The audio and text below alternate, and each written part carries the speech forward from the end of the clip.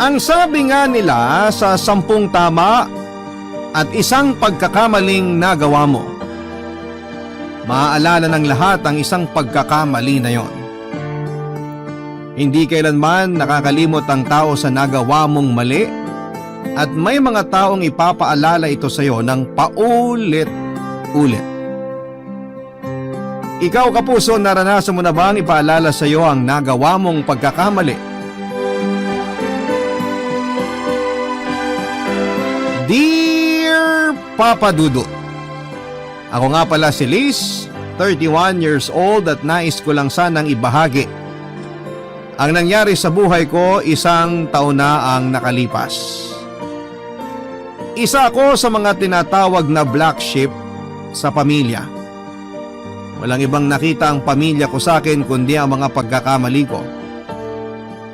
Mula pagkabata ay napansin na nila ang pagiging pilya at palaaway ko. Hindi ako kinukonsinte ng mga magulang ko, kaya lang sa pagdidisiplina nila noon sa akin ay mas lalo akong nagpumiglas. Nagrebelde ako lalo na nang umabot ako sa high school. Lagi akong napapag-guidance noon dahil sa hindi ko pagpasok sa klase at mga bagsak kong grado. Nanawa na noon ang magulang ko na magpabalik-balik sa school para lamang makarinig ng mali tungkol sa akin. Pinakiusapan na lamang nila ang kapitbahay namin na kung pwedeng siya na lamang ang umasikaso sa mga mali ko. Hindi ko noon alam, Papa Dudut, pero siguro ay baka paraan ko yon para ipakitang pagod na ako sa pangmamaliit sa akin ng mga magulang ko at ibang tao sa paligid ko. Hindi nga rin nakatulong na meron akong 2 nakababatang kapatid na matatalino at halos perfect sa paningin ng mga magulang namin. Sa kanila ibinuhos ng mga magulang ko ang atensyon at pagmamahal na kailangan ko. Ni minsan ay hindi nila nakitaan ng mali ang mga kapatid ko na kinakasama ng loob ko. Lumaki akong malaki ang naging inggit sa mga kapatid ko dahil hindi ko naramdaman ang pagmamahal at respeto ng mga magulang ko sa akin. Alam ko noon na may mga pagkakamali ako. Pero hindi nakatulong ang lagi nilang pagbabalik sa mga kasalanan ko. Ultimo yung mga nagawa ko noong paslit pa lamang ako. Walang araw na hindi nila pinaparamdam sa akin na walang kwentang tao at anak ako. Hindi ko naman sila masisisi dahil mas pinili ko na lang na sundin ang tingin nila sa akin noon.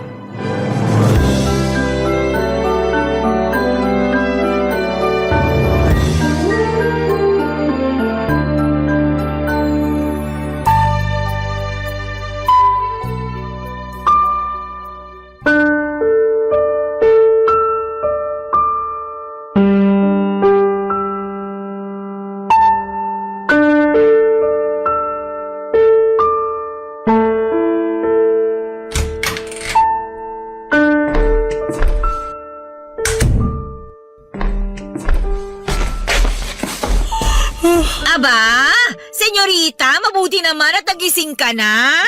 Pasensya na po, Nay, kung tinanghali ako ng gising. Napuyat lang kagabi. May bago pa ba? Wala namang gabing hindi ka nagpuyat. May ginawa lang po kagabi. Pati kami naiistorbo mo sa gabi. Panayan pa music mo na akala mo, hindi ka nakakabulahaw ng mga kasama mo sa bahay. Mahina lang naman po yun.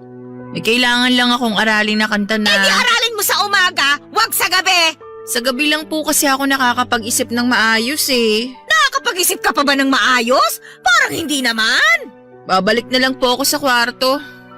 Diyan ka talaga magaling. Tuwing pinagsasabihan kita, lagi ka nag-walk out. Kagigising ko lang po kasi tapos… Wala akong pakialam kung kagigising mo lang. Kailangan maintindihan mo ang pagkakamali mo. Alam ko naman po lahat ng mali ko. Di ba nga lagi niyong pinapaalala sa akin na bawat ginagawa ko, bawat galaw… Mana po ako sa inyo pagdating sa talas ng memorya. Di ako nakakalimot. Hoy, may pinaparating ka bang hindi maganda? Wala po. Mabuti naman, kasi wala kang karapatan. Ikaw na nga lang itong nakikitira dito sa bahay, ganyan ka pa kung umasta. Hayaan niyo kapag nagkaroon ako ng trabaho, aalis na ako sa bahay niyo. Aba, ay dali-dalian mo kasi napapagod na ako manermon sa'yo. Pagod na akong laging pinapaalala sa'yo mga mali mo. Eh di wag niyong ipaalala sa akin ang mga mali ko. Di naman na kailangan kasi nakatatak na yan sa utak ko. Ayusin mo yung pananalita mo sa akin, ha? Nanay mo pa rin ako. Nakatira ka pa rin sa pamamahay ko. Ayoko naman sanang sumagot ng ganito eh. Kung di niyo lang ako binubungangaan ng binubungangaan. Kailangan kitang bungangaan dahil kung hindi, baka maging palamunin ka na namin ng tatay mo habang buhay. Hindi yan mangyayari, huwag kayong mag-alala. Hindi mangyayari? Eh yun na nga ang nangyayari ngayon na. Ilang taon na. Makakabawi rin ako, Nay. Pahingi na lang sana ng pasensya. Ubus na ang pasensya ko sa'yo. Gumawa ka ng paraan para naman may mayambag ka sa bahay na to. O mas mabuti pang lumayas ka na lang para mabawasan ang pinalalamon dito. Ay, may iba pa ba kayong sasabihin kasi gusto ko nang bumalik ulit sa kwarto ko? O di bumalik ka na lang sa kwarto mo. Tama yan. Huwag ka magpakita sa akin kasi naaalibadbaran ako sa'yo. Ang pangit ng aura mo. Nasisira ang araw ko. Salamat po sa paalala, Nay. Walang anuman. Huwag ka ring mag-alala. Marami pa akong paalala sa'yo sa susunod. Umalis ako noon sa trabaho ko dahil hindi na ako masaya, Papa Dudut. Hindi naman ako nagtatagal talaga sa mga trabaho ko dahil hindi ko makita ang sarili ko noon na masaya sa ginagawa ko. Ito ang nakadagdag na dahilan kung bakit laging mainit ang ulo ng mga magulang ko sa akin, lalo na si nanay. Ang pinakamatagal ko na sigurong naging trabaho ay ang pagiging kahera sa isang 24 hours na convenience store. Nagtagal ako ng 1 taon doon bago ako nagpasyang umalis. May nakarelasyon kasi ako roon at noong hindi nag-work ang relasyon namin ay umalis na ako sa trabaho. Alam ko naman ang naging issue ko na yon, pero malalim kasi ang dahilan ko kung bakit hindi ako nagtatagal sa mga trabaho ko. Papa Dudut, hindi nga pala ako nakapagtapos ng pag-aaral. 1 SEM lang ang napasukan ko sa college bago ako kinausap ng mga magulang ko para huminto. Walang kagatol-gatol na sinabi sa akin ng mga magulang ko na huminto na ako sa pag-aaral dahil nga kinakapos sila ng budget. Gusto kasi nila na ang 2 kapatid ko ang mapag-aral nila dahil mas nakikitaan nila ng potensyal na makapagtapos ang mga kapatid ko kesa sa akin. Nasaktan ako dahil gusto ko rin namang ipakita sa kanila na tulad ng mga kapatid ko ay kaya ko rin ang mga ginagawa nila. Pero hindi nila ako pinayagang mapatunayan yon. Naisip ko kasi noon na chance ko nang magbagong buhay sa kolehiyo. Gusto ko nang ayusin ang buhay ko pagtungtong ko ng college, pero hinarang pa yon ng mga magulang ko.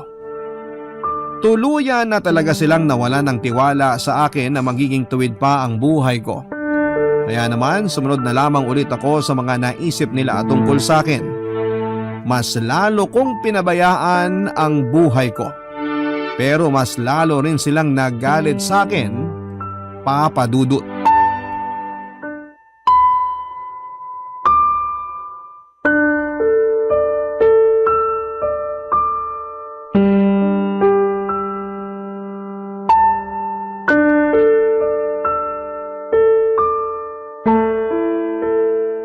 Liz! Tay, ano po yun? Maupo ka nga. May sasabihin po ba kayo? Ano na naman tong sinumbong ng nanay mo na natanggal ka na naman daw sa trabaho? Si nanay naman kung makapagsumbong, mali pa. Mali! Ibig sabihin may trabaho ka pa rin. Wala na po ako sa trabaho, last week pa. Pero hindi naman po ako natanggal. Ako yung umalis dahil di maganda ang trato sa amin ng boss namin. Eh di tama nga nanay mo. Wala ka na namang trabaho. Maghahanap na lang po ako sa susunod na buwan. Sa susunod na buwan? Bakit di pa ngayon? Bakit kailangan pang paabuti ng 1 buwan? Hindi ko po kasi maharap ngayon, medyo busy po ako. Busy naman saan? Nakakahiya naman sa'yo eh. Madalas ka lang namang tulog at gumagala. Hindi ko pa kasi feel maghanap ng trabaho ngayon eh. Nadismaya kasi ako dun sa huling trabaho ko. Gusto ko lang muna sana magpahinga, tay. Ipapaalala ko lang sa'yo. Di nagpapahinga ang mga bayarin dito sa bahay. Babawi na lang po ako sa susunod. Kung bakit kasi di ka marunong magtiis. Alam mo ang hirap ng buhay dito sa Pilipinas eh. Hindi ko naman po kasalanan kung mahirap mamuhay dito sa Pinas eh.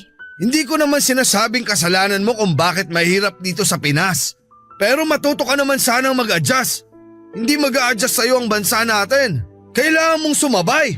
Sasabay na lang po ako next month. Huwag muna sana ngayon. Naisip mo bang kailangan din nating magbayad ng bahay, kuryente at tubig? Alam ko naman po. Next month na nga lang. At ano? Iaasa mo ulit sa amin ng nanay mo ang mga bayarin dito sa bahay. Ikaw pa naman ang panganay. Dapat tumulad ka sa ibang mga panganay na may pakinabang. Eh sa wala nga po akong magawa eh. May magagawa ka. Tamad ka lang. May naitabi akong konti. Ambag ko na lang yun sa tubig. Sa kuryente ka magambag. Wala pang 200 yung babayaran sa tubig eh. Mahiya ka naman. Wala pong matitira sa akin kung ako magbabayad ng kuryente ngayon. At kami, di mo ba naisip kung may matitira pa sa amin? Paano ang pagkain natin sa susunod? Paano ang baon ng mga kapatid mo? Eh di maghanap na rin sila ng trabaho. Nasa tamang edad naman na sila para magtrabaho eh. Marami namang job offers dyan na tatanggap sa kanila dahil sabi nyo nga, matalino sila, di ba? Gusto namin ng nanay mo na mag-focus sila sa pag-aaral nila para mabilis silang makatapos. Sila na lang ang inaasahan namin, guguluhin mo pa. O eh yun naman pala eh. Sa kanila na lang kayo umasa, wag na sa akin. Mapapagod lang kayo kasi wala kayong mapapala sa panganay nyo. Alam mo, sa totoo lang, pagod na talaga kami ng nanay mo. Pero wala kaming magagawa dahil ikaw lang ang inaasahan namin sa ngayon. Hindi pa nakakatapos sa mga kapatid mo. Ay, may iba pa ba kayong sasabihin kasi gusto ko na lang ulit bumalik sa kwarto ko? Yan na lang ba lagi ang sagot mo kapag gusto mong umiwas sa usapan? Sige, magkulong ka na lang ulit sa kwarto mo. Baka sakaling maglabas ng pera yung mga dingding ng kwarto mo. Saluhin mo ng maayos ha. Napailing na lamang ako, Papa Dudut, habang papunta sa kwarto ko.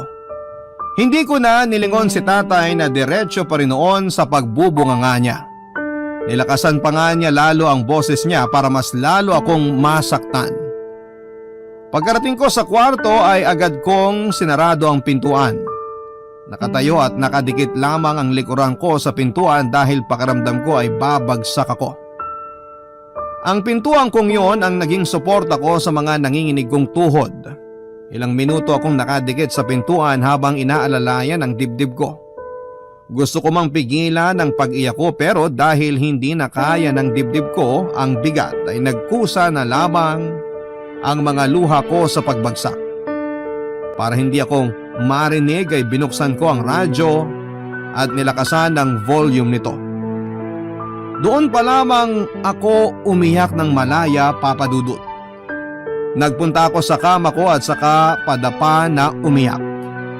Hindi ko na noon kinaya pa ang mga masasakit na salita ng mga magulang ko, Papa Dudut. Alam ko namang marami ako naging pagkakamali sa kanila at alam ko rin namang mali ang mga nagawa ko na sinukuan ko na ang pagbabago. Pero kung araw-araw ba naman kasi ang pagdib ko, nakatulugan ko na rin yun at nagising na lamang ako sa pagkalampag ng tatay ko sa pintuan. Hinihingi na niya noon ang ambag ko sa kuryente. Inabot ko sa kanya ang 2,000 pisong natira sa akin. Humingi pa siya ng dagdag dahil kulang daw yon pero sinabi kong yun na lang talaga ang meron ako. Napailing lamang siya at saka umalis nang hindi nagpapaalam. Nagbalik ako sa kama para ituloy ang pagtulog ko pero hindi ko nagawa yon.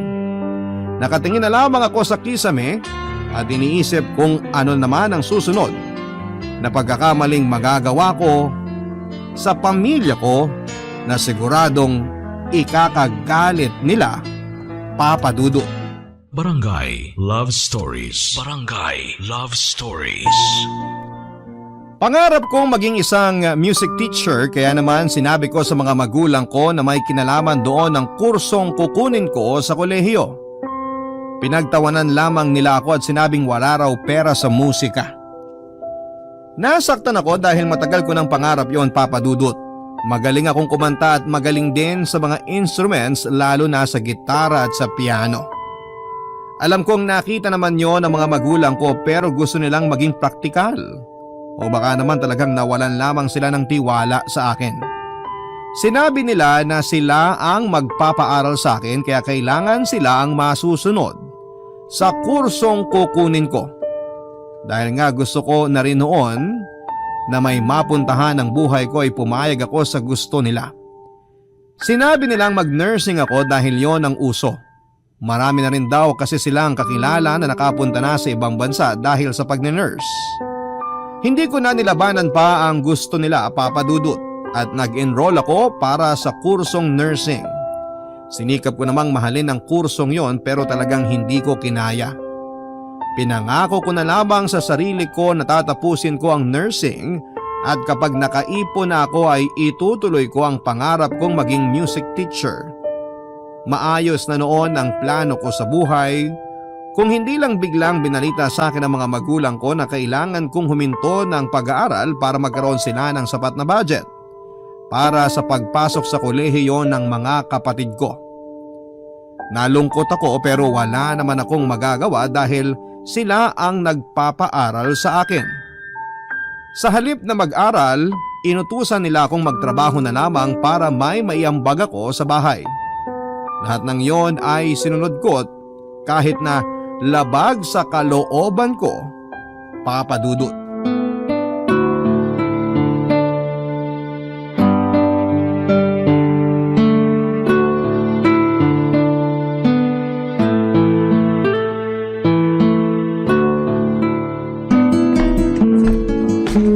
Hoy, Liz! Bakit po, Nay? Ano po yun? Ay naku, konti na lang talaga ihahampas ko na yung gitara mo sa mukha mo eh. Sige, ubusin mo pa ang pasensya ko. Bakit na naman po? Anong bakit? Wala ka nang ibang ginawa kundi mag-gitara at kumanta. Akala mo ba ganun kakagaling? Di naman po ako masyadong magaling pero kaya ko naman. Marunong naman akong kumanta at magpatugtog. Wala akong pakialam. Kaya pwede ba? Itigil mo na yan dahil masakit na ang tenga ko. Mas gusto ko pa makinig na lang sa radyo kaysa marinig yung pag-iingay na ginagawa mo. Nagpa-practice lang naman po ako sana para makapag-audition ako. Audition saan? Sa TV? Sa bar po. May nakita po akong opening sa isang bar. Ano yan? Magpopokpok ka? Hindi po, Nay. Mag-audition po ako bilang acoustic singer. At sa bar mo pa napili? Sa inuman? Ganon? Baka naman gusto mo lang talagang gumimik. Gagawin mo pang rason niyang ako acoustic singer na yan. Gusto niyo maghanap ako ng trabaho ngayong naghahanap ako ng trabaho? Paano kaya kung mag-asawa ka na lang? Asawa? Wala nga akong boyfriend eh. At isa pa, wala akong balak mag-asawa. Mag-asawa ka na lang talaga. Baka para dun ka. Nay! Naalala mo ba yung dati nating kapitbahay na si Roel? Yung seaman! Balita ko single pa yon hanggang ngayon. Malapit na yata magbakasyon. O tapos? Abay, asawahin mo! Mag-asawa ka na lang ng mayaman para may maambag ka naman sa amin. Nay naman? Hindi ba't nakakainuman mo yun dati? Magpakita ka ulit sa kanya. Landiin mo siya pag uwi niya. Aba, malay natin patulan ka. Sorry po pero hindi ako interesado. Ito na nga lang yung nakikita kong solusyon sa magulo mong buhay. Hihindian mo pa? Pag-aasawa ng sapilitan? Kailan pa naging solusyon yan, Nay? O anong gusto mong gawin? Oras makakahanap din ako ng magandang trabaho. Kaya nga ako nagpa-practice para makakuha ako ng trabaho. Wala na akong pag-asa na makakahanap ka pa ng matinong trabaho. Kaya mas magandang ibugaw nyo na lang ako para makapag-asawa, ganon. Hindi mo ba nakikita kung gaano kaganda ang plano ko? Matutulungan ang pag-aasawa mo ang katamaran mo sa buhay.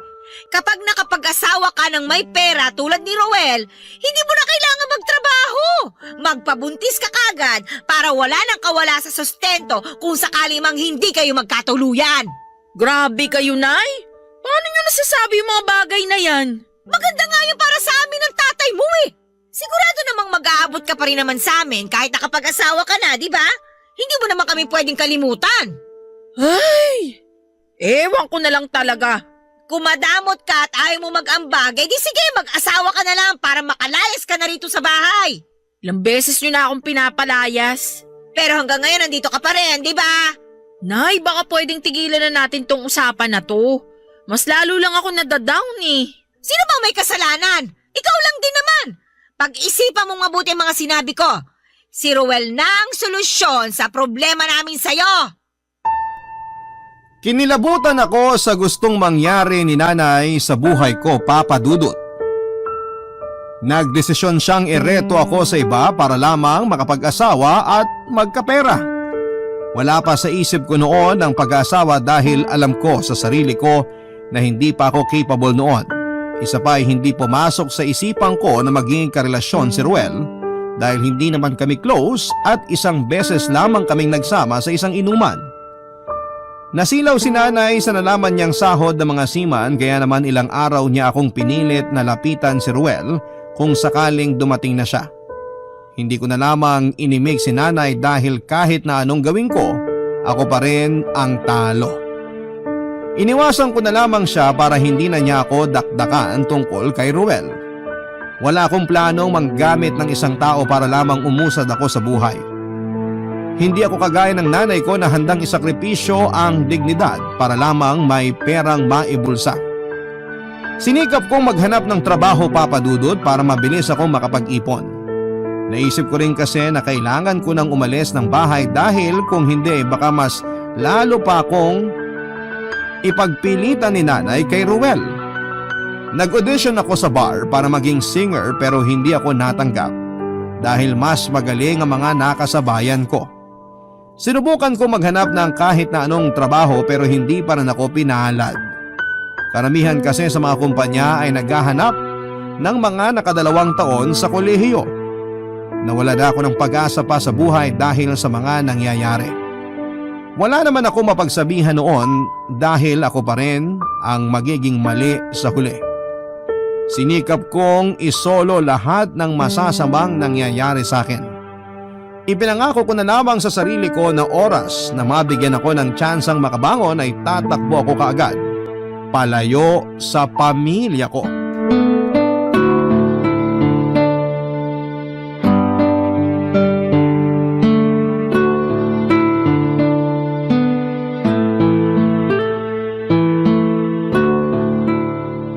Liz, ano na? Ano nang plano mo sa buhay? Habang buhay ka na lang bang magiging palamunin dito sa bahay? Naghahanap na po ako ng trabaho. May balita na ba kung may tatanggap sa'yo? Naghihintay pa rin po ako sa ngayon. Tatawag na lang daw sila sa akin. Yan naman lagi sinasabi nila. Tatawag ko no, pero ang totoo, hindi ka nila talaga tatanggapin na makapasok. Di positive po. Baka masyado kasing maraming aplikante kaya natagalan silang tumawag. Maghintay na lang po tayo ng konti. Ay, sana nga may kumuha na sa'yo para di ka na kailangang ibugaw ng nanay mo sa iba. Nabalitaan niyo po yun? Hindi naman bagay sa'yo ang mag-asawa eh. Hindi pa siguro ngayon. Kailangan mo muna magtrabaho. Ayusin mong sarili mo. Salamat po tay, naiintindihan niyo. Kapag kasi nakapag-asawa ka na, baka lalong di ka na namin maasahan. Siyempre magkakaroon ka na ng sariling pamilya eh. Paano naman kami? Paano mo kami matutulungan? Yun lang pala ang rason kaya ayaw niyo ako mag-asawa eh. Akala ko pa naman kinampihan niyo na ako kasi concerned kayo. Mas concerned pa pala kayo sa perang ibibigay ko. Ewan ko ba dyan sa nanay mo kung bakit di niya maisip na mas lalo kaming mawawala ng pakinabang sa'yo kung mag-aasawa ka na. Tay, may tatapusin lang po ako sa kwarto. Teka nga, tumayo ka nga muna saglit. Bakit po? Gusto ko lang makita ang hubog ng katawan mo. Po? Bakit po? Para saan? Hoy, wala akong masamang binabalak sa'yo ha. Gusto ko lang makita kung papasa ka rin sa sinasabi ng kaibigan ko. Ano po yun? May sinabi kasi yung kaibigan ko na pwede siguro sa'yo yun. Ano nga po yun? Uso na raw ngayon yung nagbabayad para sa mga hubad na picture at video. Depende raw sa gusto ng kliyente. Ano? Karaniwan daw galing pa sa ibang bansa yung mga kliyente. Malaki raw ang bayad sa pagsasend ng mga picture na nakahubad. Gustong gusto raw nila ng mga payat at morena eh. Kaya bigla kitang naalala. Anong gusto niyong palabasin? Gusto niyo bang gano'n na maging trabaho ko? Bakit naman hindi? Praktikalan na tayo. Marami raw ang gumagawa nun eh. Bakit di mo subukan? Diba? Wala namang mawawala. Walang mawawala? Paano yung dignidad at respeto ko sa sarili ko? Trabaho lang naman yun. Pagkalipas ng 1 linggo mababawasan na yung pandidiri mo sa sarili mo. Isipin mo na lang yung perang makukuha mo. Wow! Sana ganun lang kadali yung gusto nyong mangyari. Masasanay ka rin naman. Di ka naman gagalawin eh. Titingnan lang nila yung mga picture at video mong nakaubad. Para ka lang nagmo-model. Tay, Tay, hindi po. Ayoko po ng ganon. Huwag ka na mag-inarte. Kung sakaling may pagawa sa'yo bukod sa pagpaposing, sigurado naman akong mas malaking bayad yun. Makakapagpatayo na tayo ng bahay kapag nangyari yun. Makakatulong din yung perang makukuha. Pa na to, papasok na ako sa kwarto.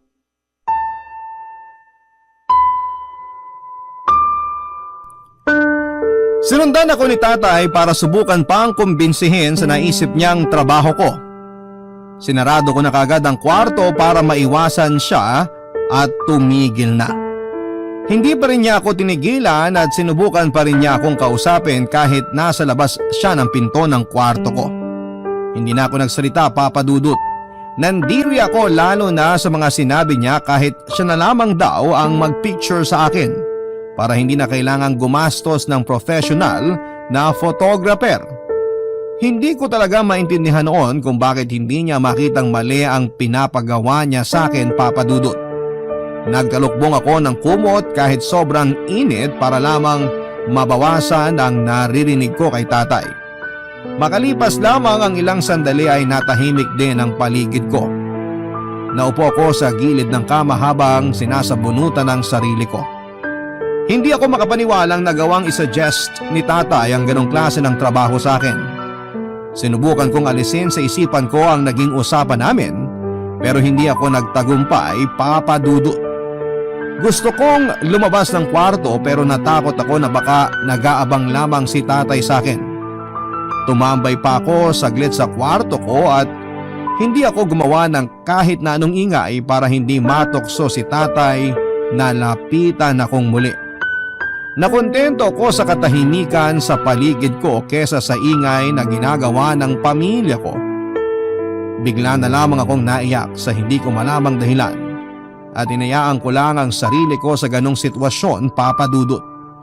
Hindi ko alintana noon kung naririnig ba ako ng pamilya ko. Pinakawalan ko ang bigat na nasa dibdib ko, Papa Dudut. Hindi ko na alam kung ano pa ang gagawin ko noon sa buhay ko. Basta ang alam ko lamang ay nakakulong ako. Pero hindi ko alam kung paano makakalaya sa napakabigat na sitwasyon ng buhay ko noon, Papa Dudut. Barangay Love Stories. Barangay Love Stories. Lagi na lamang akong lumalabas noon ng bahay, maiwasan lamang ang mga magulang ko. Kung saan-saan ako nagpupunta para lamang makalayo noon sa kanila. Ang gitara ko lamang ang dala ko noon kahit saan man ako magpunta para magsilbing kaibigan ko at tagapagpasaya. Madalas ay sa park ako nakatambay, Papa Dudut, at doon ay kumakanta lamang ako habang naggigitara. Hindi ko alintana ang mga taong nakatingin sa akin habang nagpapakalunod ako sa tunog ng gitara ko. Ang gusto ko lang noon ay makawala sa maraming gulo sa aking isipan na hatid ng mga magulang ko. Nakapikit ako habang kumakanta at sinusubukang balikan ang mga magagandang nangyari sa akin. Pero nahirapan akong gawin yon. Naramdaman ko naman ang pagbigat ng dibdib ko.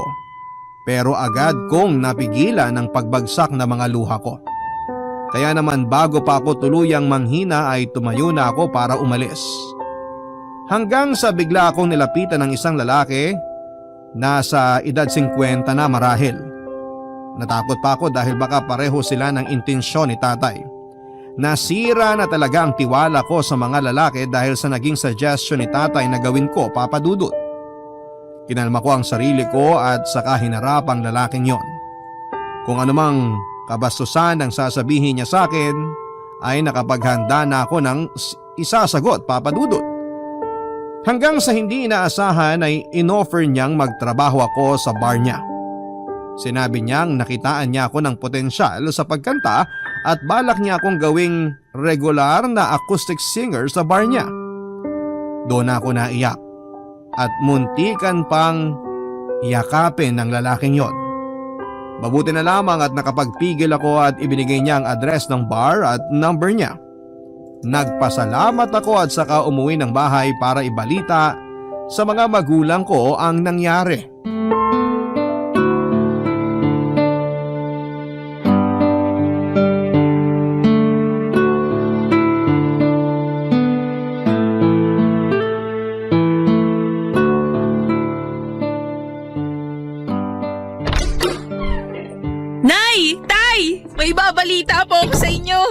O ano bang ibabalita mo? Sana naman maganda yan, ha? Opo, magandang balita po to. Kanina sa park habang nakatambay ako, may lumapit sa aking lalaki. Aasawahin ka ba?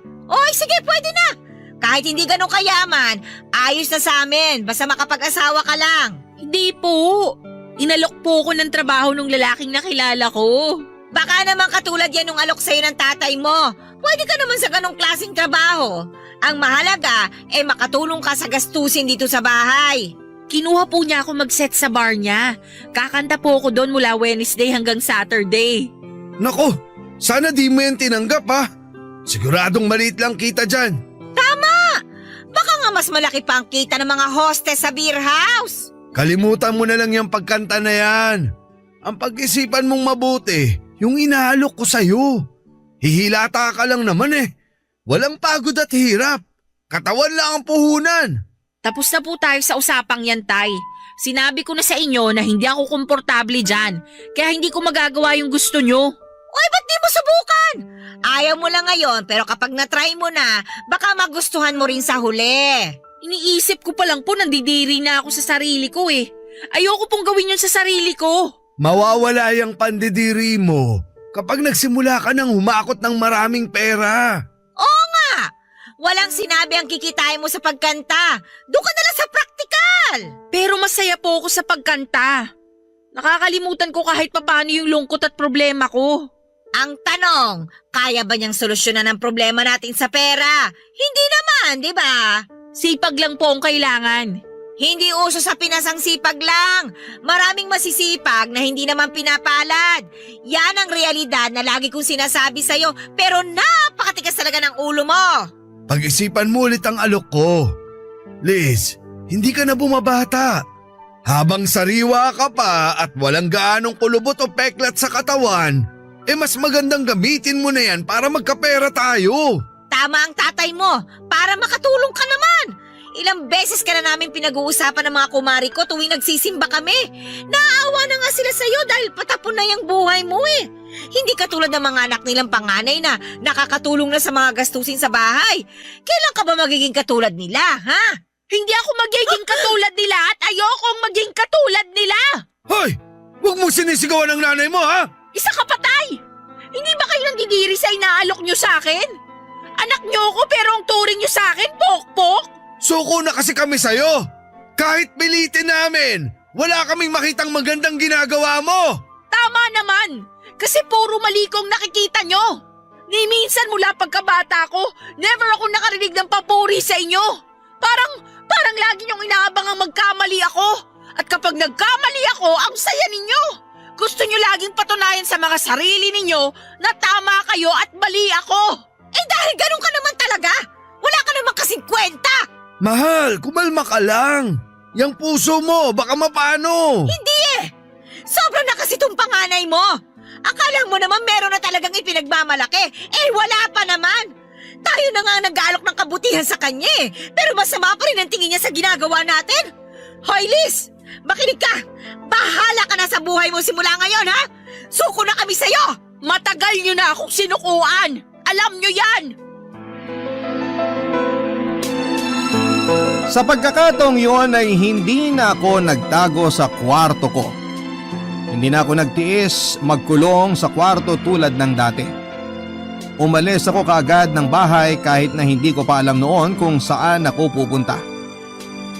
Naglakad-lakad lamang ako kung saan man ako dalhin ang isipan ko. Ilang waiting shed ang napuntahan ko para huminto at umiyak. Hindi ko pinansin na mga taong nakatingin sa akin. Kahit anong pag-iyak ko noon ay hindi ko maintindihan kung bakit hindi gumaan ang pakiramdam ko.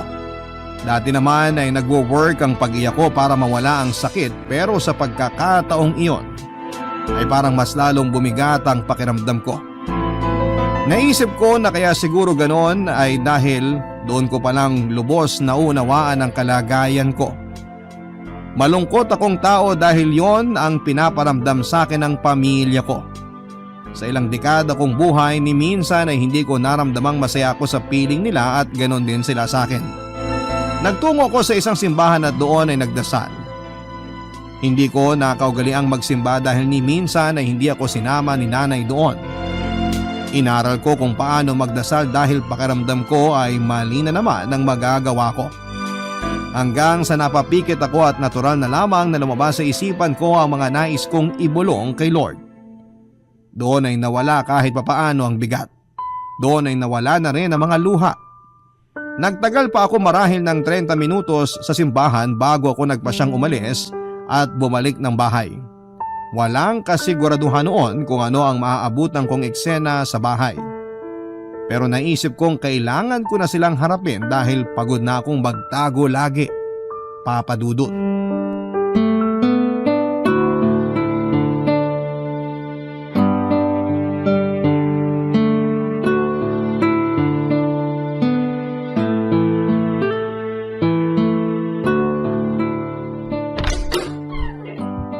Mabuti naman at umuwi ka na.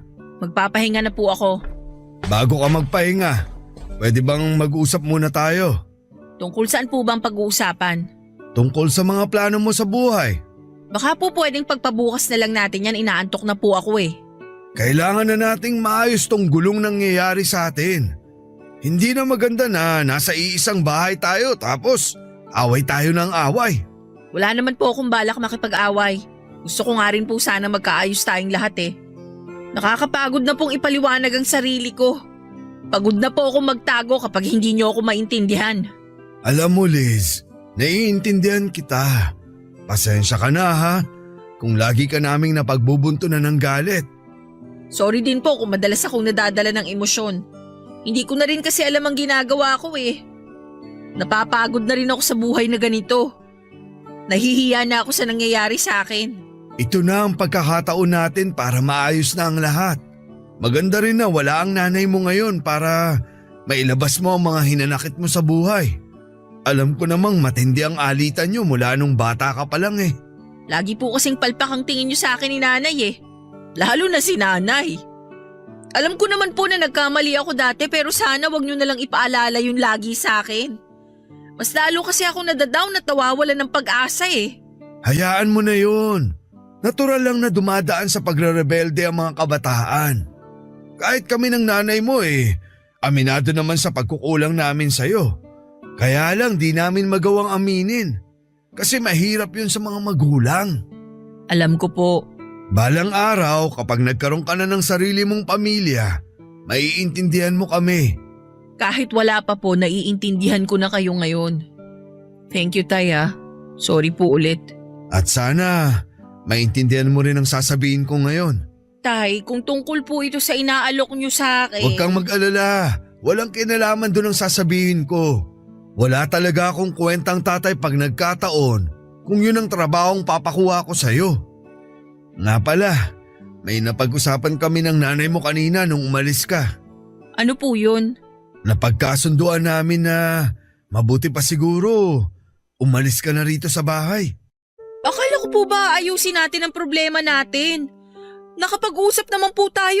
Kasi ilang taon na rin.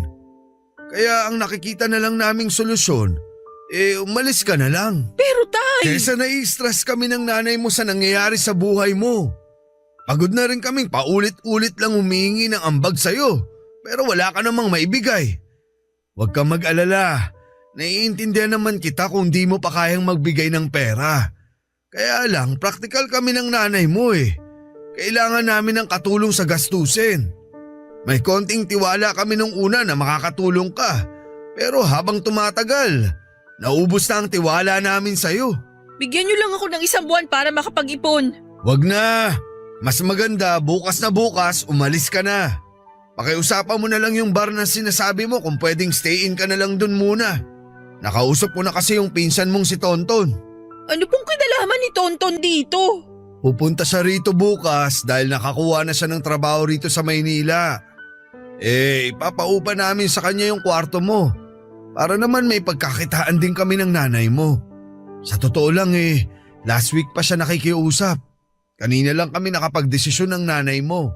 Baka po pwedeng kahit sa sala na lang ako pansamantala habang di pa ako nakakahanap ng matutuluyan. Kasi anak, mas magandang ngayon pa lang mapuwersa ka ng magsarili. Kung dito ka pa rin sa bahay, aasa ka pa rin sa amin. Ayaw na sana naming maging responsibilidad pa namin ang pagkain at tutuluyan mo. Sana nagkakaintindihan na tayo, ha? Tay, wala talaga ako mapupuntahan. Maawa naman kayo. Naaawa naman ako sa'yo. Kami ng nanay mo. Kaya lang anak, kailangan na rin namin ng pera eh. Maawa ka rin sa amin ng nanay mo. Di po ba may nakuha na akong trabaho?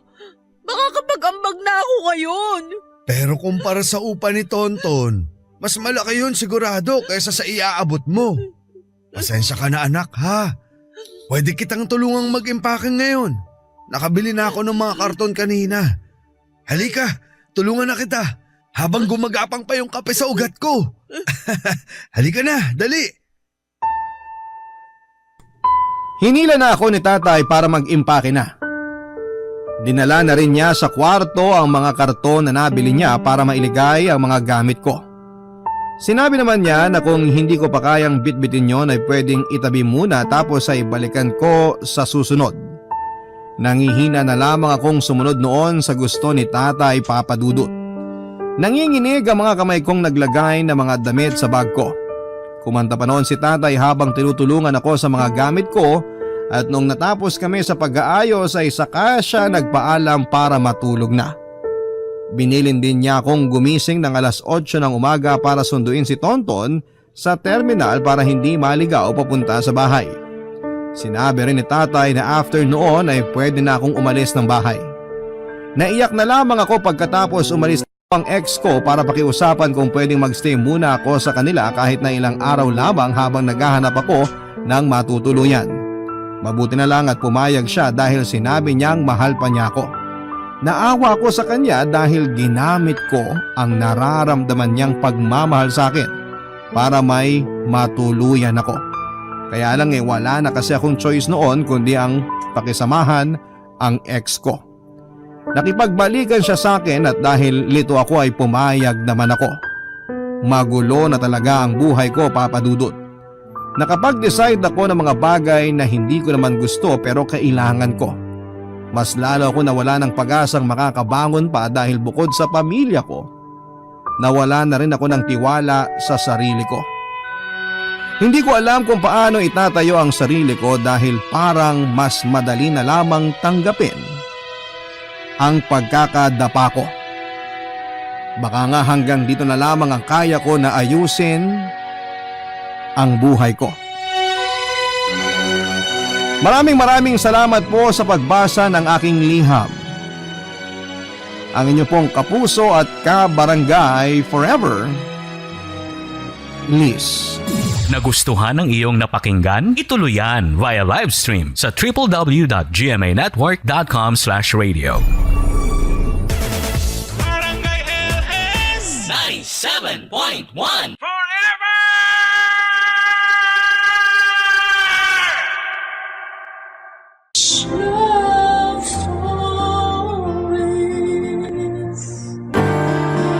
May mga bagay na hindi natin inaasahan na magagawa natin at pwede itong pagmulan ng ikakasira natin o ng ibang tao. Dahil dito'y nagagawa nating pagtakpan ng kamaliang nagawa at pilit na itinatago hanggat kaya itong ibaon sa limot. At papangaraping hindi na kailanman maungkat ang isang sikreto. Ikaw kapuso, ano ang tinatago mong sikreto na malupit? Dear Papa Dudut, parati po akong nakikinig sa inyong programa. Ang ganda po kasi ng programa ninyo dahil nabibigyan ninyo ng pagkakataon ng ating mga kabarangay ang katulad ko na ikwento ang naranasan sa buhay. Mga ilang ulit na rin akong sububok na magpadala ng sulat ko sa inyo pero tuwing susubok ko ako ay parati akong kinakain ng hiya na baka husgahan lamang ako ng mga tao. Pero naisip ko rin na kung hindi ko lalakasan itong loob ko ay hindi ko rin maririnig kung ano man ang maipapayo ninyo o ng ating mga kabarangay sa sitwasyon ko. Ako po si Carmen. Noong elementary pa lamang ako'y lumipat na ang pamilya ko sa Navotas. Galing po kaming Negros. Sa Navotas kasi yung tambakan ng mga isda na siyang hanap buhay ng parents ko. Karamihan ng mga kapitbahay namin sa Navotas ay may kaugnayan sa isdang negosyo. Nang mag 18 years old na ako ay namasukan agad ako sa isang fast food chain. Dahil gusto ko magkaroon ng sariling pera para hindi ako aasa sa aking mga magulang. Sa pinagtatrabahuhan ay nakaipon naman ako ng kaunting pera, Papa Dudut. Dito ko sinimulan ang sarili kong negosyo kasama ang boyfriend kong katrabaho ko rin sa fast food chain. Gumagawa kami ng mga necklace at iba pang mga design gamit ang iba't ibang shells. Ito po ang naging negosyo ko, Papa Dudut. Nang mag-21 na ako ay nagkaroon na kami ng maliit na shellcraft stall. Katuwang ko pa rin sa negosyo ang boyfriend ko. Pareho kaming dalawa na hindi nakapagkolehiyo at umaasa lamang sa kasipagan at positive mindset na kaya naming palaguin ang perang pinuhunan dahil pareho rin kaming hindi umaasa sa aming mga magulang. Nang makita naming umaasenso na ang shellcraft namin, ay saka kami nag-decide na magpakasal, Papa Dudut. Aaminin ko na hindi ako nagalaw ng boyfriend ko sa mga taong nagkasama kami. Kaya sa unang gabi namin bilang mag-asawa ay nilubos-lubos namin na pagsaluhan ang aming mga sarili na puno ng pagmamahalan. Natikman ko ang pag-ibig sa kanyang mga bisig. Habang yakap-yakap ko siya ay pakaramdam ko ay sobrang saya ko. Pero hindi ko ina-expect na panandalian lang pala ang lahat dahil binawi siya sa akin. Namatay agad ang asawa ko matapos ang isang buwan naming pagsasama. Ang dating masayang pamumuhay ko ay napalitan ng lungkot, Papa Dudut. Akala ko'y wala ng pag-asa ang buhay pero muling lumiwanag ang buhay ko dahil sa isang buwan na pagiging mag-asawa namin ay nabuntis ako ng asawa ko. Biniyayaan kami ng Diyos ng isang anak na babae. Walang iba kung hindi si Rosemar. Papa Dudut, binuhos ko po ang lahat ng pagmamahal ko kay Rosemar. Ang mga hindi ko naranasang karangyaan sa buhay ay ibinigay ko sa kanya. Pinaaral ko ang anak ko sa kolehiyo at nang makatapos na ito sa kanyang pag-aaral ay agad naman itong nag-decide na magpakasal sa kanyang boyfriend na si Andrew. Ayaw ko pa sana siyang ipakasal pero buntis na ito kaya tinuloy ang pagpapakasal ni Rosemar kay Andrew dahil dapat nitong panagutan ng kaisa-isa kong anak. At gusto ng anak ko na lumipat na ng bahay kasama ang asawa niya.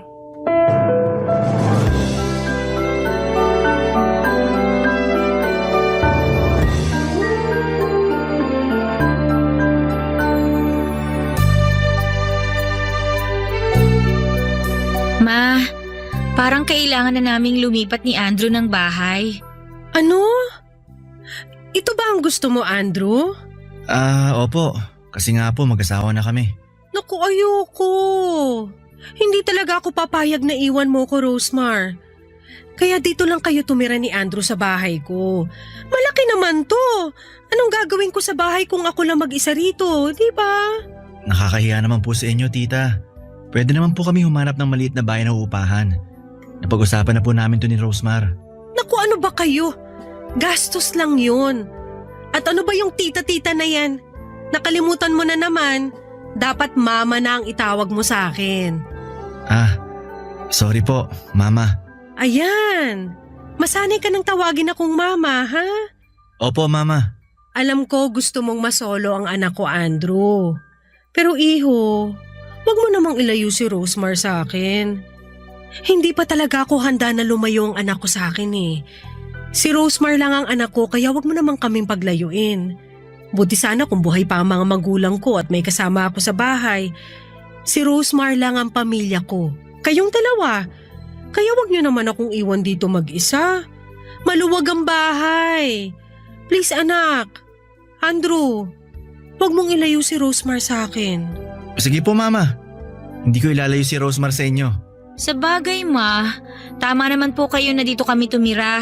Tayong dalawa na nga lang ang magkasama tapos iiwan pa kita. Kaya nga, kaya wag na kayo mag-isip na bubukod kayo ng bahay at iwan ako. Parang hindi ko talaga kaya.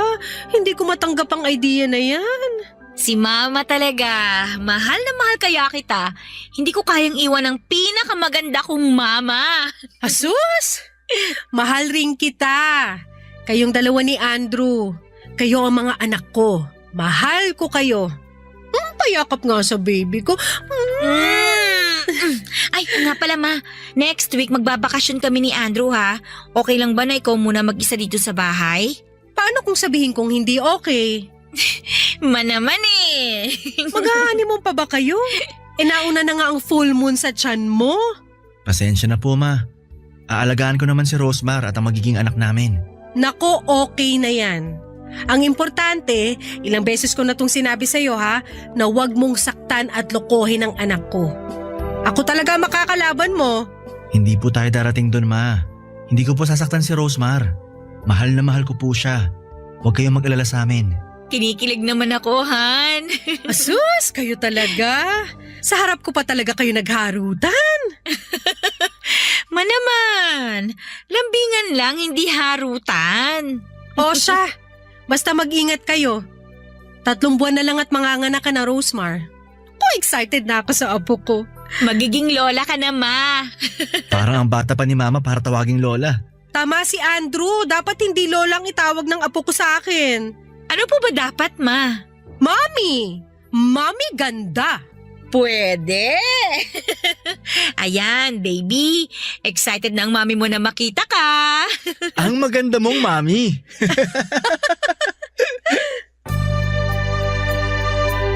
Marunong pumili ang anak kong si Rosemar ng lalaki kung pisikal lamang ang pag-uusapan, Papa Dudut. Matikas ang pangangatawan ni Andrew, maputi at matangkad. Matangos ang ilong at pwede nga siyang maging artista o model sa kanyang kagwapuhan. Makalaglag panty ang tindig, dala ng pagiging mistiso nito. May lahi kasi siya at sa pagkakaalam ko ay 1/4 ang dugong puti niya. Taga-Olonga po ang mga magulang niya. Nag-iba ang takbo ng buhay simula nang merong lalaking nakatira sa amin, Papa Dudut. May tumutulong na sa aking magbuhat ng mga shells kapag nasa bahay si Andrew. Pansin ko na maganda ang forma ng katawan niya. Ang braso nito'y alam na alam kong matigas tuwing nagbubuhat siya ng mga sako ng shells. Minsan ay nakasalubong ko siyang nakatuwalya lamang galing banyo matapos po itong maligo. Para nga akong teenager na ngayon lang nakakita ng magandang hubog ng katawan ng isang lalaki. Pilit kong hindi pag-isipan ang nakita ko pero nakakatakam po ang katawan ni Andrew at mas lalo akong nawiwindang tuwing ngingiti siya sa akin. Sobrang sweet ni Andrew sa akin, Papa Dudut. Hindi ko may pagkakaila sa sarili ko na nagkaka-crush ako sa asawa ng anak ko. Kaya sobrang kaba ng dibdib ko ng isang araw ay kami lang dalawa sa bahay at nilapitan niya ako para kausapin tungkol sa mga bagay-bagay.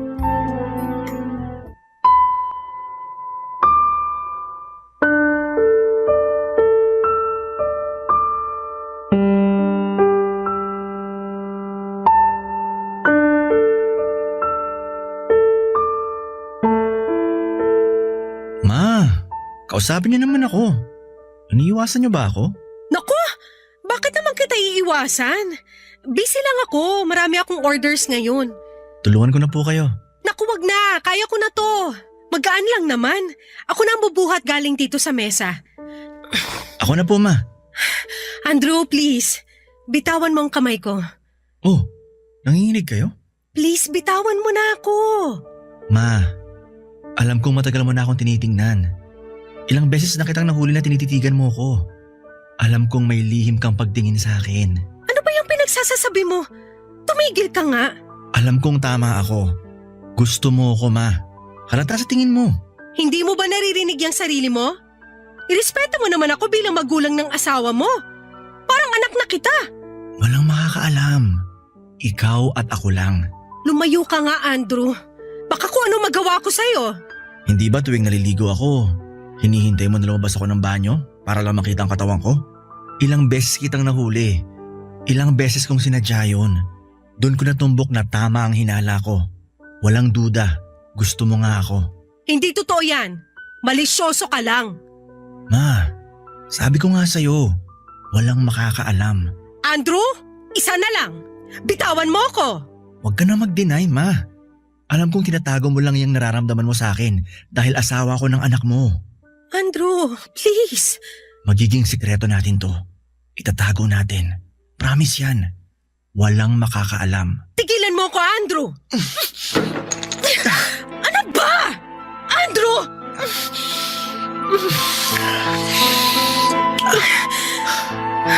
Tama ako, di ba? Gusto mo ako. Please, bitiwan mo ko. Di ba ito ang gusto mo? Andrew, wag mong sasabihin kahit kanino to. Oo naman. Patay din ako kay Rosmar kung malalaman niya to. Ibig sabihin ba nito, pumapayag ka na maging tayo? Magiging kabit ako ng asawa ng anak ko? Huwag mong sabihin yan. Hindi ka kabit. Ang mahalaga, magagawa mo ang gusto mo sa akin. Ang mga pantasya mo magkakatotoo. Deserve mo rin ang sumaya, Carmen. Pero Shh! Halika dito. Umupo tayo. Alam mo ba, hindi lang ikaw nagpapantasya. Carmen, pinagpapantasyahan din kita na isang araw magkatabi tayo tulad nito. Na hinahawakan kita, hinahalikan. talaga ba? Oo, maniwala ka. Gusto kita, Carmen. Gustong gusto.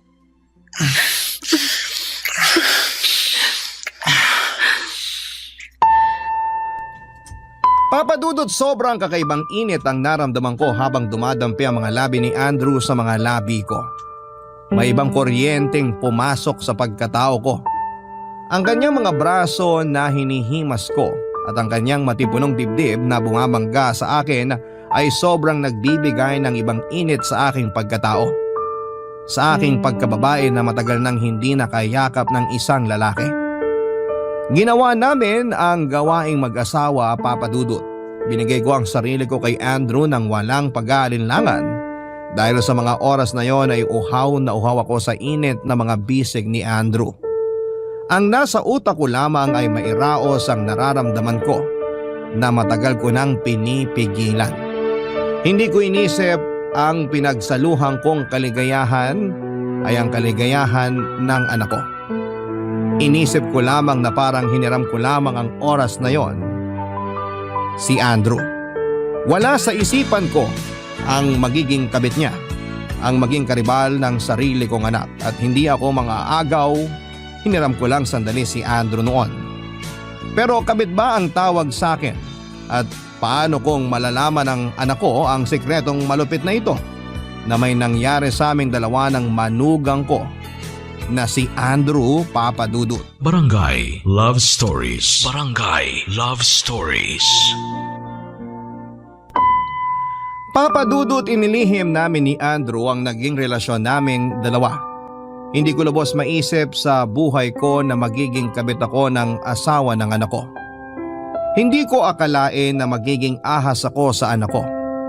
Kahit ganito ang nangyari ay mahal ko ang anak ko. Ayaw kong masaktan siya at ayaw kong masira ang pamilya nilang dalawa ni Andrew. Kaya walang araw na hindi ako natatakot na baka mabunyag na. Sa iisang bahay ay may dalawang ilaw na pinagsasaluhan ng nag-iisang haligi nito. Tama po, nakikisalo lamang ako. Hindi ko aangkinin si Andrew, hinihiram ko lamang siya. Tuwing wala si Rosmar ay nagaganap ang mga gusto namin ni Andrew. Malaya kaming ginagawa ang nagpapasaya sa aking pagkababae. Umabot ako sa punto na parang parati kong hinihiling na sana'y parating wala ang anak ko para kaming dalawa lamang ni Andrew ang nasa bahay at mangyayari ang gusto naming mangyari na walang nakakaalam. Umabot ako sa ganon, Papa Dudut. Isang araw nang magsiping kaming dalawa ni Andrew ay muntik na kaming mahuli ni Rosmar. Dumating siya sa bahay, eksaktong patapos na kami ng pinagsaluhang init sa sahig kasama ang mga shellcraft. Hindi ko pala nalakang pinto ng kwarto.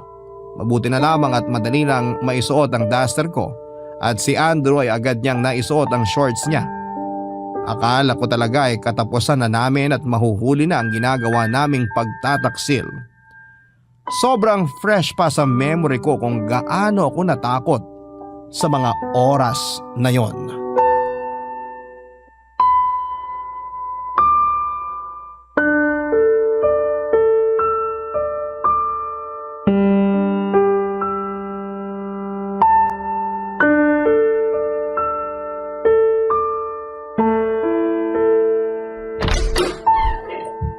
Rosemar! Han! Oh, bakit parang nakakita ka ng multo? Pawis na pawis ka. Mainit kasi. Sa bagay, mainit talaga ngayon. Ay, sobra.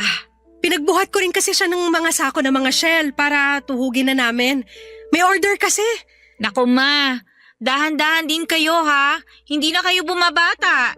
Kailangan lang tumatapos. Suki ko kasi kaya minamadali ko na. Mabuti at nandito si Andrew, may tagabuhat ako. Alam mo naman na kailangan ni Mama ng tulong. Matibay naman ang mga braso ko kaya kayang-kaya to. Huwag mo na yung i-flex-flex. Ikaw talaga. Salamat Han sa pagtulong mo kay Mama ha. Naku, magpunas ka na nga ng pawis mo kasi ayoko sa amoy pawis ha. At saka magsuot ka na rin ng t-shirt mo. Bakit? Ayaw mo makita ang magandang katawan ko? Ikaw talaga?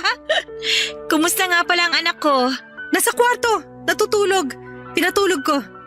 Ma, salamat sa lahat ng tulong niyo sa pamilya ko ha. Okay lang ba talaga na dito lang kami tumira o mas dapat sigurong lumipat na kami para hindi ka namin naaabala? Naku, hindi kayo nakakaabala. Masaya ako na nandito kayo. Nakikita ko kayo at ang apo ko. Tama si Mama, Han. Dito na muna tayo. Walang kasama si Mama. Pag nagkataon, itong mga shell niya lang, pati ilang trabahador niya sa store ang kasama niya rito. Iba pa rin kapag nandito tayo. O sige, mas komportable naman ako na dito tayo pero Andrew, humanap ka ng trabaho ha. Sabi ng papa mo, dapat na tayong lumipat ng bahay para daw magpursige kang maghanap ng trabaho. Si Papa talaga. Huwag kang mag-alala. Hahanap ako pero for now, dito muna ako tutulong sa negosyo ni Mama Carmen. Lalo na ngayon na marami ang order kaya inaakit niya na dito para dito gawin ang iba. Alam mo, okay na okay sa akin kasi nakakatulong ka dito kay Mama. Pero mas maigi rin na may totoong trabaho ka talaga. Don't worry, Han. Hahanap ako. Pakis nga ako. Naku, magpunas ka muna. Amoy pawis ka talaga. Parang pagod na pagod ka sa pagbubuhat ah. Ito na nga, magpupunas na. Punta lang ako sa kwarto natin. Maligo ka na rin. Tsura nito. Ma, okay ka lang ba dito? Okay lang ba ang lahat pagdating sa negosyo mo? Bakit naman ako hindi magiging okay? Kabisado ko na ang pasikot-sikot dito tsaka hindi naman ako nawawala ng customer. Ito ang libangan ko at dito kita binuhay. Sa bagay. Tsaka alam ko nag-e-enjoy ka dito. Pero ma, alagaan mo rin yung sarili mo ha. Parang hindi ka na nagsusuklay eh. Tsaka ma, magbra ka rin kahit nandito ka lang sa bahay. Baka mamaya may makakita sa yung ibang tao. Ngayon lang naman to. Mainit kasi. Kahit na. Ikaw talaga ma. Payakap nga ako sa mama ko. Mahal na mahal kita ma. Mahal din kita anak. Ay teka, pawis ka rin ma. Ano ba tong init ngayon ano? Grabe tuloy yung tagaktak ng pawis nyo. Kaya nga, sobrang init. Pinapawisan ako. Kailangan ko na rin magpunas. Kailangan mo nga ma.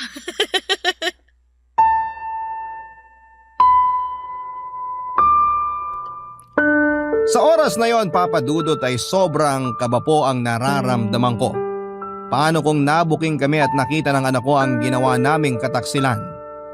Kaya naging wake-up call sa akin na muntikan kaming mabuking na dalawa ni Andrew. Kaya naisipan kong gusto ko nang tigilan ang anumang ugnayan naming dalawa ni Andrew. Baka dahil ilang beses ko lang na-enjoy ang pagsasama ng asawa ko noon sa kama kaya naging ganito ang tingin ko sa pakikipagtalik kasama si Andrew. Baka hinahanap ko lamang ang mga kulang na panahon na dapat ay pinagsaluhan namin noon ng asawa ko at si Andrew na ang tumupad ng gawaing dapat natugunan ng asawa ko. Kaso'y binawian siya ng buhay at isang buwan ko lamang siyang nakapiling. Sobrang gulo ng isip ko dahil alam kong masama ang ginagawa ko.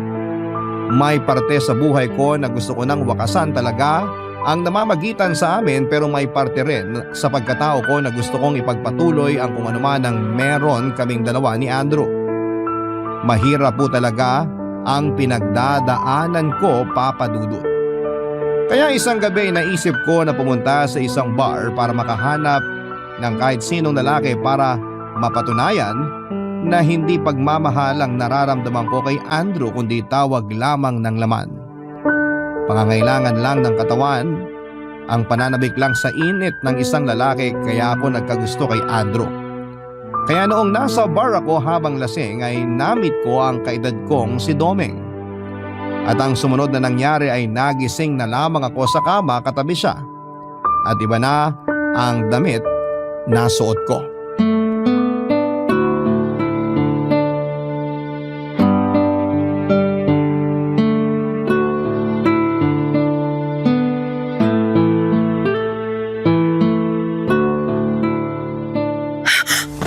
Ano nangyari? Anong ginawa mo sa akin? Bakit ito na ang suot ko? Ano nangyari? Ito naman masyado kang praning. Relax ka lang. Nakakapraning naman talaga. Wag mo akong pagtawanan. Anong ginawa mo?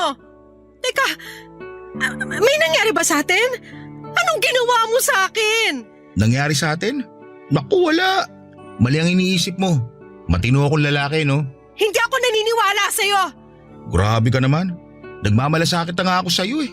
Anong malasakit ang pinagsasasabi mo? Yan ang problema. Magpapakalasing ka na sobra tapos ngayon nagbibinta ka ng kung ano-ano.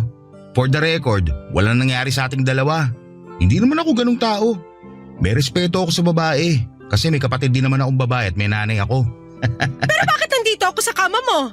Bakit magkatabi tayo at bakit iba na tong suot ko?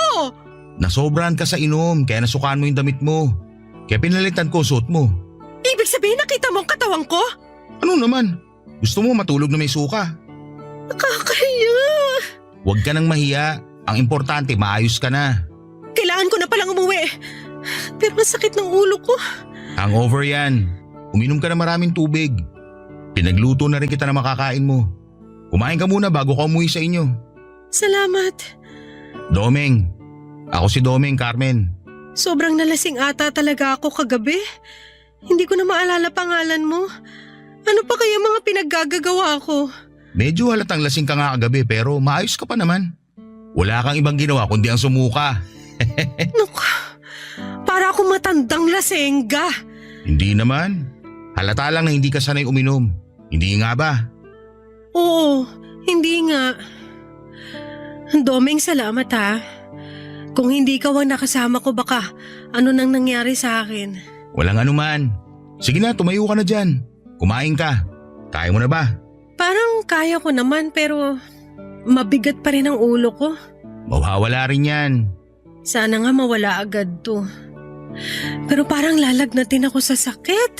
Ihahatid na kita mamaya kung okay lang sa'yo para naman makauwi ka na maayos. Naku, wag na. Kaya ko na. Ito naman, huwag ka na mahiya. Wala naman akong trabaho ngayon. Kaya hindi abala sa akin kung yan ang iniisip mo. Salamat, Domeng. Teka, baka may asawa ka na at ako… Single pa ako. Talaga? Oo. Parang kailangan ko na nga ng kasama pa uwi. Ayun. Sasamahan kita pa uwi. Kumain ka muna. Sige. Matapos akong kumain ay hinatid na ako ni Domeng sa bahay, Papa Dudut. Siniguro niya talagang safe akong makakarating sa bahay. Sa totoo lang ay naging kampante ako sa kanya kaya noong niyaya niya akong lumabas ay sumama agad ako. Madali niyang nakuha ang loob ko, madali niya akong napaibig. O pag-ibig ba talaga ang nararamdaman ko sa kanya sa mga oras na yon? Basta ang alam ko sa sarili ko ay gusto ko nang mawala ang pagnanasa ko kay Andrew. Gusto kong putulin ang ugnayan naming dalawa at hindi na higit pa sa pagiging mother-son-in-law ang relationship namin. Gusto kong maging normal na manugang na lamang ang relasyon ko sa kanya. Gusto kong magpakaina sa anak ko at hindi ang maging kahati sa asawa niya. Walang gabi na hindi ako inuusig ng konsensya ko sa ginawa namin ni Andrew. Patuloy din ang paglapit niya sa akin para gawin ang nakagawian namin. Pero tumatanggi na ako at nahahalata niyang may iba akong lalaki. Ang hindi niya alam ay gusto kong limutin siya. Pero paano kung nasa isang bahay lamang kami nakatira kasama ang anak ko? Kaya Kaya kapag magkasama kami ni Domeng ay mas nararamdaman ko ang kapayapaan na sana'y si Domeng na lamang ang dumating kaagad sa buhay ko para hindi na nangyari sa aming dalawa ni Andrew ang kasalanang pinagsaluhan namin. Walang sabit si Domeng at may trabaho po ito. Hindi siya kagwapuhan, Papa Dudut, pero hindi naman sa lahat ng oras ay ang panlabas na anyo ang batayan kung mahal mo ang isang tao. Nasa puso ang pagmamahal. Ang tunay na pagmamahal ay yung wala kang nasasaktan na ibang tao at hindi mo tinatago ito dahil kapag nabunyag ay tiyak na ikakasira talaga ng buhay mo. Barangay Love Stories. Barangay Love Stories. Matapos ang halos 3 buwan nang una kong makilala si Domeng ay naging kami ng dalawa kaagad, Papa Dudut. Gusto ni Domeng na ipaalam namin ito sa anak ko dahil hindi naman ako bata para ilihim ang tungkol sa amin. At pareho naman kaming walang sabit na dalawa. At dito ko na nga sinabi kay Domeng ang tungkol kay Andrew dahil gusto kong tapat ako sa kanya. At kung hindi niya matatanggap ang nakaraan ko ay hindi ko ipipilit ang sarili ko. Ang akala ko'y hihiwalayan niya ako, Papa Dudut, pero hindi. Mas minahal niya ako at hindi niya ako hinusgahan. Para sa kanya ay pinagtagpo kami ng tadhana para iligtas ako kay Andrew at maibaon sa limot ang sekretong ugnayan ko sa asawa ng anak ko. At matigil na ang hindi kanais-nais na ugnayan ko kay Andrew.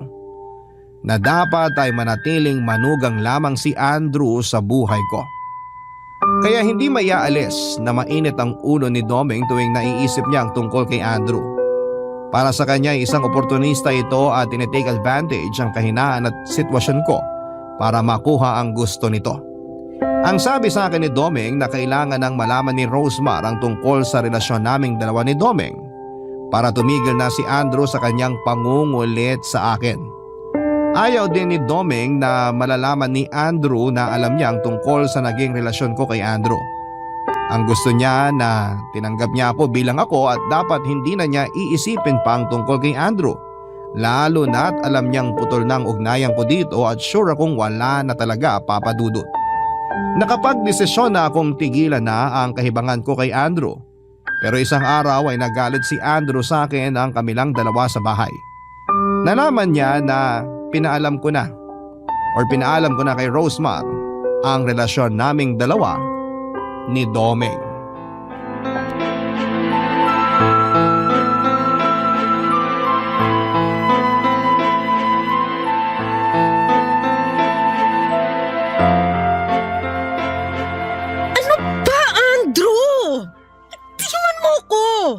Anong ginagawa mo? Kaya ba ayaw mo na sa akin dahil dun sa matandang lalaking yun? Hindi siya matanda. Kaedad ko siya. At wala siyang sabit. Siya ang dapat kong patulan at hindi ikaw. Kaya tigilan mo na ako. Mahal ko si Domeng. Mahal ko siya kaya pwede ba tigilan mo na ako? Hindi ako naniniwalang mahal mo si Domeng. Gusto mo lang takasan ang relasyon natin. Ito ang tama. Walang tayo. Dapat sa simula pa lang alam mo na walang tayo. Carmen naman, alam kong masaya ka sa akin. Masaya ka sa ginagawa ko sa'yo. Andrew, tama na. Mahalin mo ang anak ko. Yan ang tama mong gawin. At ang mahalin ko si Domeng ang nararapat kong pagtuunan ng pansin. Kaya please lang tumigil ka na. Hindi pwede. Pwede. Huwag mong putulin ang ugnayan natin. Pwede naman nating itago to eh. Ano? Itago? Hindi, Andrew. Hindi na tayo magtatago. Ayoko na kaya wala nang itatago. Pero gusto mo ako. Anong gusto mo? Maghubad ako ngayon dito sa harapan mo? Wala namang tao ngayon tulad ng dati. Pwede nating gawin ngayon. Hindi ba ito ang gusto mo? Huwag kang mag-alala. Paliligayahin kita. Tama na! Tumigil ka na! Anong ginagawa mo sa mama mo? May tinatanong lang ako kay mama. Bitiwan mo siya! May tinatanong lang naman ako. Bakit? Sino ka ba? Ako si Domeng. Wala ka talaga respeto sa mama mo, no? Nirerespeto ko siya. Ganyan ba pagrespeto? Yung nasasaktan na si Carmen sa higpit ng pagkakahawak mo? Ganyan ba ang asta na isang manugang? O baka naman, hindi mo mapigil ang sarili mo? Ano pinagsasabi mo? Tigilan mo si Carmen! Domeng, huwag ka nang makialam. Hindi! O ikaw! Baka akala mo hindi ko alam na malaki atraso mo. Hindi ka dapat pamarisa dahil oportunista ka. Anong pinagmamalaki mo? Yung itsura mo? Alam mo kung ano meron kami ni Carmen? Alam na alam ko kawalang iyaan mo. Kaya bitiwan mo na si Carmen. Ano? Hindi mo ba rin bibitawan? Bakit? Anong gagawin mo kung hindi? Iba talaga yung apog mo ah! Ano ba? Tumigil kayo! Kapal ng mukha mo! Walang hiya ka! Pakialamero! Ikaw ang walang hiya! Wala kang respeto! Puro kahiyupan yung nasa isip mo! Wala kang klase ka! Dapat sa'yo nilulumbong! Ha? Doon na tayo sa loob ng kwarto ko. Andrew, umayos ka ah. Umayos ka bilang asawa ng anak ko. Umayos ka bilang tao dahil gusto ko na magpakatao. Hindi ako hayop. Sana ilagay mo yan sa utak mo. Mahalin mo ang anak ko. Yun ang dapat mong gawin. Halika na, Domeng. Ayusin mo yung pagbumukha mo ha! Domeng, tama na. Tigilan mo na yan.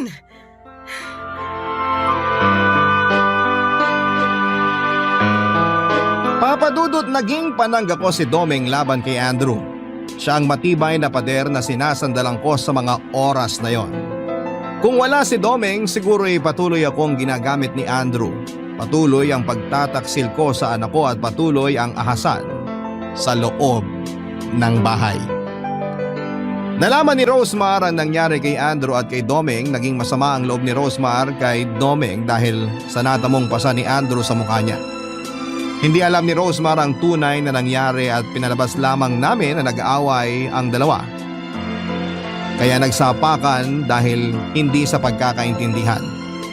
Kaya naisipan kong lumipat na lamang kami ni Domeng ng bahay.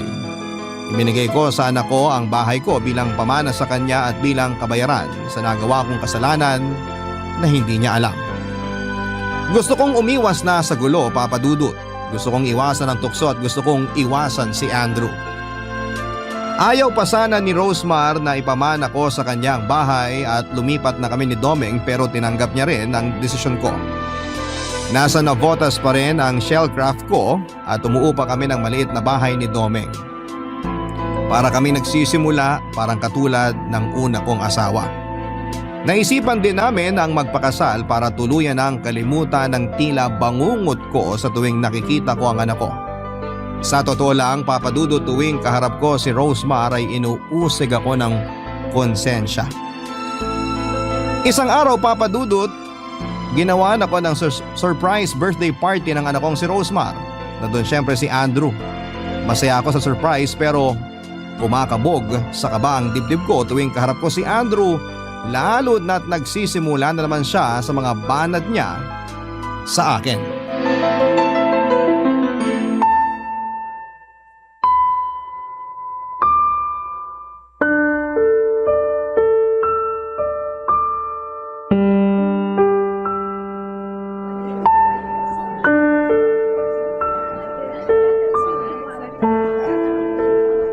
Carmen, Huwag kang magsimula, Andrew.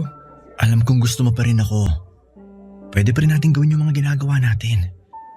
Sa totoo lang, miss na kita. Tumigil ka. Baka may makarinig sa'yo. Sige na, magkita tayo. Pwede tayo sa motel. Hindi mo ba talaga ako titigilan? Tama na yung mga panahon na yon. Malaking pagkakamali yon.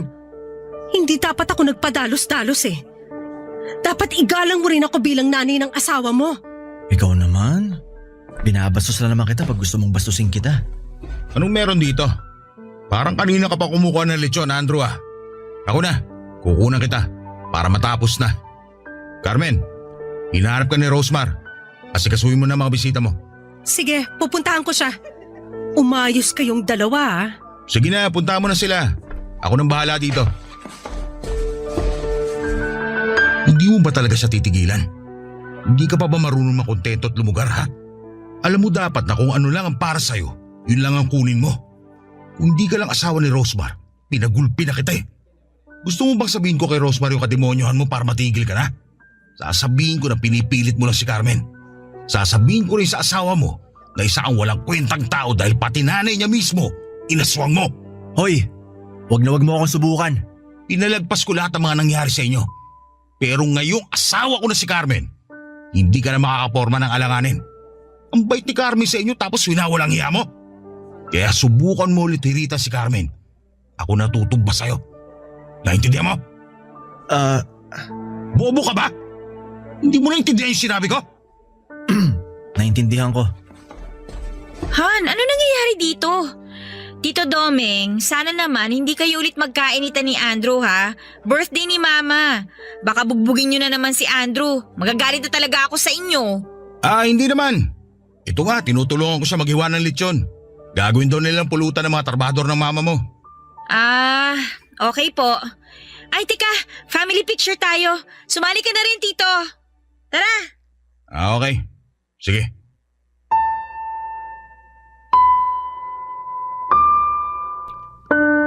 Simula noon, Papa Dudut, ay hindi na lumapit si Andrew sa akin. Iniiwasan na rin niya ako dahil parating nakabantay si Domeng sa akin dahil ayaw ng asawa ko na mas lalong lumalapa ang sitwasyon. Ilang beses na rin naming pinag-usapan ni Domeng kung sasabihin ba namin kay Rosemar ang katotohanan o hindi na dahil tapos na naman ang lahat at nakakatiyak na akong hindi na magkakamaling lapitan pa ako ni Andrew para alokin muli. Sa hindi ko pagsasabi kay Rosemar tungkol sa sikretong nangyari sa amin ng asawa niya ay parang may kulang sa pagkatao ko. Hindi ako naging buo dahil karga-karga ko ang bigat ng sikretong gustong kumawala.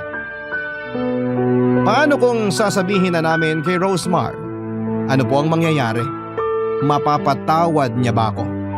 Maiintindihan ba ako ng anak ko na tinikman ko ang asawa niya sa mga oras na wala siya sa bahay noon?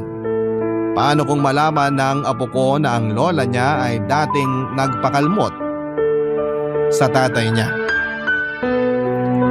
Marami akong iniisip na posibleng mangyari sa oras na mabunyag ang sikretong malupit na ito, Papa Dudut. Baka nga may panahon na ang magsasabi ng kung ano nga ba ang dapat kong gawin. Pero ayaw kong masaktan ng anak ko. Dapat, noong una pa lamang ay hindi ko na pinasok ang ganito sa buhay ko. Dapat pinigilan kong magkaroon kami ng affair ng manugang ko. Papa Dudut, handa po akong tanggapin ang kaparasahan sa mga nagawa ko. Gusto kong mamuhay na wala itong pag-uusig sa konsensya ko. Sana kung kaya ko nang sabihin ang katotohanan sa anak ko ay mapatawad niya ako. Matatanggap niya ako tulad ng pagtanggap sa akin ni Domeng, tulad ng pagmamahal ni Domeng na walang hinihinging kondisyon. Ang inyong forever kapuso at kabarangay, Carmen. Barangay Love Stories. Barangay Love Stories. Ako, gigil na gigil talaga ako sa nangyayari sa kwento natin. O ikaw, kabarangay, kumukulo rin ba dugo mo? Pwede kang mag-iwan ng comment sa ating comment section. Nagustuhan ng iyong napakinggan? Ituloy yan via live stream sa www.gmanetwork.com/radio. Barangay LS 97.1 forever.